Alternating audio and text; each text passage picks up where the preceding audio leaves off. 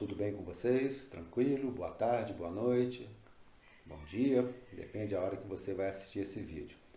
Olha só, eu vou abordar agora, dentro do estudo de urbanização, o que diz respeito aos problemas urbanos, problemas sociais, ambientais, enfim, mas focando os sociais. Veja bem, a cidade ela é um conjunto de lugares. Vamos recordar a questão, né, da geografia básica. O que é um lugar? Um lugar onde você vive. Se você vive num bairro, num setor, esse setor, a sua ligação com ele é muito grande. Mas para a pessoa trabalhar, estudar, ela tem que se deslocar. E esse deslocamento, muitas vezes nos centros urbanos, principalmente aquelas metrópoles, né, aquelas, como eu disse a vocês, cidades que ultrapassam 1 milhão de habitantes, normalmente são caóticos. É um problema sério o deslocamento no espaço geográfico urbano, especialmente, óbvio, das metrópoles.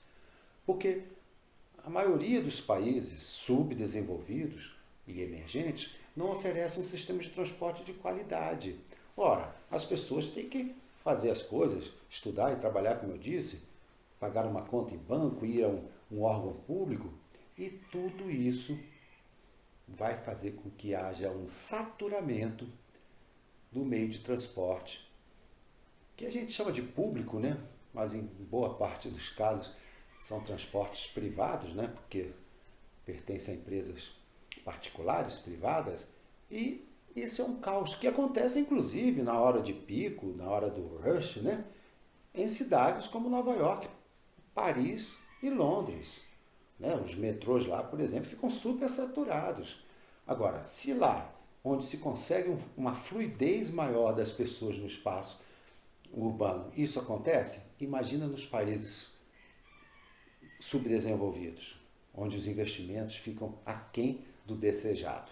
Então, isso é uma questão, né, que acontece diariamente no mundo, um sistema de transporte muito precário que é oferecido à população.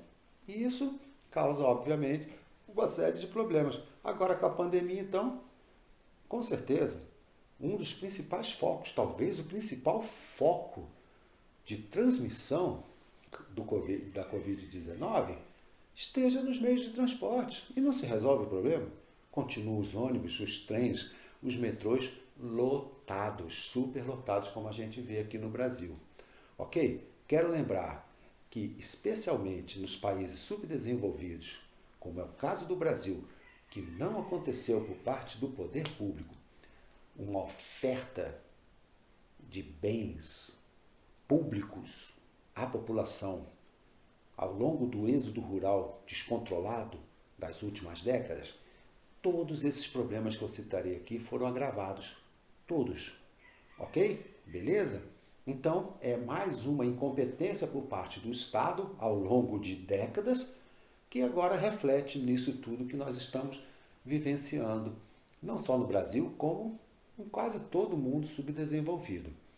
Outra coisa importante, com essas pessoas chegando do campo em grande número, a maioria delas, né, infelizmente, sem formação educacional, que era uma mão de obra braçal, a rural, quando chega na cidade, uma das coisas que mais assim complicaram a vida dessas pessoas, mais ainda, além de baixos salários, etc., foi a questão da moradia. Ora, se não há um oferecimento de moradias dignas, essas pessoas vão ter que viver onde for possível. E, nesse quesito, o Brasil apresenta, então, as favelas, que são submoradias, né, que precárias, a maioria sem infraestrutura como água e esgoto. E, olha só, o Brasil é o quarto país do mundo em números de favelados. Aproximadamente 22% da população brasileira, isso dá mais de 40 milhões de pessoas nas grandes cidades e até em cidades também médias e pequenas, elas continuam vivendo em favelas. Então, essas submoradias, né, elas estão aí, fazem parte do cotidiano do mundo subdesenvolvido. Não que não existem países desenvolvidos, moradias que não são dignas de um ser humano viver. Mas aqui os números são gritantes de alto. Tudo bem? Então a questão da moradia. Baixa renda, tem que morar em algum lugar, mora em favela. Lembrando que também existe uma habitação que ela é muito precária, chamada cortiço. Porque normalmente isso acontece nos centros e adjacências dos centros das grandes metrópoles, que no começo eram locais de moradia de pessoas de classes mais altas. Com o passar do tempo, os centros, esses centros das cidades, eles entram em decadência. E essas famílias vão se afastando, morando em condomínios, em prédios, né? E essas habitações continuam existindo. Então, uma casa, uma mansão, digamos, que era uma moradia de uma família rica, hoje ela serve para várias famílias pobres de baixa renda viverem. Então, é aquele local onde vivem 20 pessoas e tem 2 banheiros, às vezes só um, para atender todo mundo. Normalmente, né, em condições muito ruins, tá? Insalubres, tá? E as pessoas pagam aluguel. Qual é a vantagem delas ao viverem, né, nesses cortiços? Isso também vale para boa parte das favelas brasileiras. Elas estão próximas do local de trabalho das pessoas de baixa renda. Ou seja, elas não vão precisar se deslocar nesses transportes tão ineficientes que existem aqui no Brasil e nos países subdesenvolvidos. Tá? Enquanto que a população mais rica está indo para condomínios fechados, normalmente nos arredores, bem afastado do centro das cidades, das metrópoles. Esses condomínios são fechados. Lembrando que nos Estados Unidos, na Europa, onde também existe esse tipo de habitação para pessoas de alta renda, elas não são fechadas. Não são como aqui, com guarita, com guardas. Tá? As pessoas podem circular livremente, qualquer um entra nesses bairros. Lá, o suburbano, normalmente, são pessoas de maior renda. O suburbano aqui no Brasil ainda continua sendo as pessoas mais pobres, certo? Quem vive afastado dos grandes centros vive nos condomínios fechados. Isso é uma característica muito marcante aqui no Brasil para as pessoas que elas querem, antes de mais nada, uma melhor qualidade de vida, além do que de uma proteção, que é o aspecto que eu vou fechar agora esse estudo, que é a violência urbana. A violência urbana é muito grande, não só no Brasil, como no mundo subdesenvolvido. Só para se ter uma ideia, a cada grupo de 100 mil brasileiros, no período de um ano, 28 são assassinados. É um número alto. Não é o maior do mundo, não, em números relativos, tá? Em Honduras, por exemplo, esse número chega a 90. A cada 100 mil pessoas, 90 são assassinadas no período de um ano. É o pior país do mundo em números relativos. Mas em números absolutos, o Brasil é o primeiro, infelizmente, do mundo, com aproximadamente 60 mil assassinatos. E, via de regra, a esmagadora maioria desses crimes ocorrem no meio urbano. Devido à pobreza, devido à violência, ao tráfico de drogas, essa coisa toda. E quando for fazer um estudo brasileiro sobre essa questão, as piores metrópoles, as piores cidades, normalmente estão no norte e principalmente no nordeste brasileiro. Fortaleza, por exemplo, tem um índice de assassinato, de criminalidade altíssimo. Belém do Pará, né, no norte do nosso país. Então, isso é marcante. Por quê? Porque muitas pessoas podem pensar pela mídia, o Rio de Janeiro é o pior lugar quando se trata de assassinatos por ano, que se vê muito, aquela questão do tráfico nas favelas, né? Locais onde a polícia nem entra, o Estado não está presente, mas não é verdade. As taxas de assassinato no Rio de Janeiro são bem inferiores a essas cidades, capitais, metrópoles do Norte e Nordeste, especialmente do Nordeste, que são bem piores. Tudo bem? Não se esqueçam, a diferença entre números relativos, quando a gente fala de taxa, né? Taxa de homicídio, essa coisa toda, e números absolutos, que são os números totais. Em números absolutos, o Brasil, volto a repetir, é o primeiro do mundo em assassinato. Normalmente, nos países desenvolvidos, esses números são bem mais baixos, tá?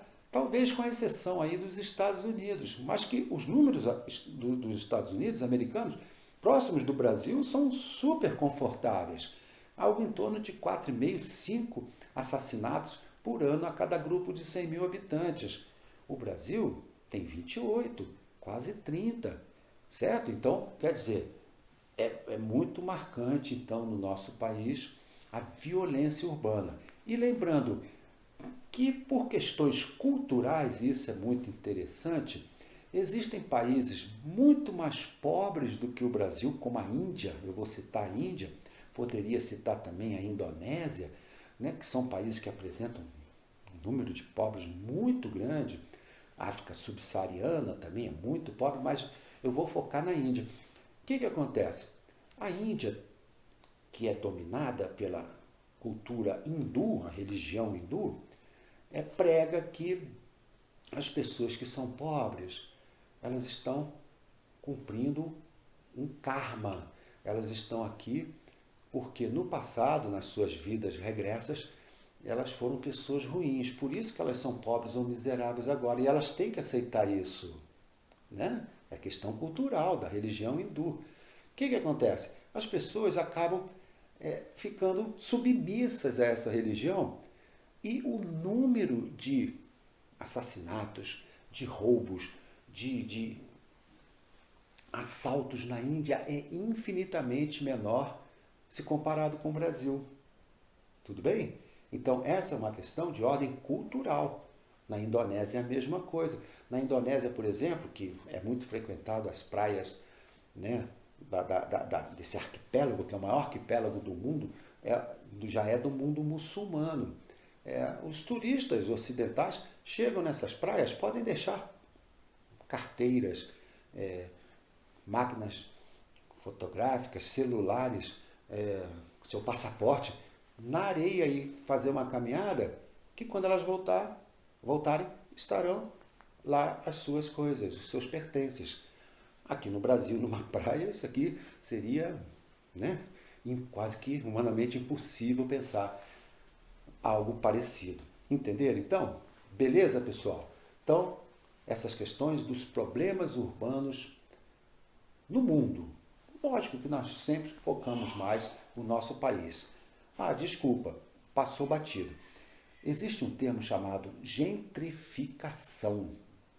Eu deveria ter falado lá quando disse dos centros urbanos que entram em decadência. Olha como é que, né, as coisas acontecem com um lado bom, mas sempre acaba também prejudicando outras pessoas. Quando os centros entram em decadência, a população de alta renda sai. E chega a população de baixa renda, que ela vai estar próximo do seu trabalho, vivendo em condições precárias, principalmente em cortiços. Mas muitos municípios, prefeituras e até o Estado, né, governos estaduais, começam a revitalizar esse centro, incentivando principalmente o turismo, o comércio com restaurantes, lojas. E o que acontece? Aquele local que era um local, ele passou a ser um local de pessoas de baixa renda, começa a voltar a ser de alta renda. Porque os aluguéis, com essa revitalização do centro, vão ficar mais caros. Tudo bem? E aí a população de baixa renda é expulsa dali pela força do capital. Gentrificação, o nome disso. Ok, pessoal? Valeu? Então, tá aí a questão dos problemas urbanos ligados às questões sociais. Ok? Obrigado. Tchau, tchau.